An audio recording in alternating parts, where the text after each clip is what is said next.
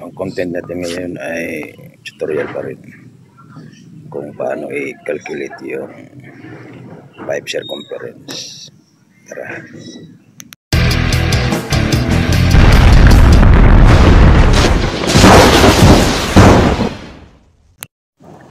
So, ang formula is pi multiplied by pipe diameter. Pi is equals to 3.1416. So, meron tayong example 4 inches pipe in diameter. So, ating i-calculate sa calculator. 4 times 3.1416 is equals to 12.56. Multiply natin to millimeter times 25.4 is equals to 319 ang kabuang circumference ng 4 inches pipe.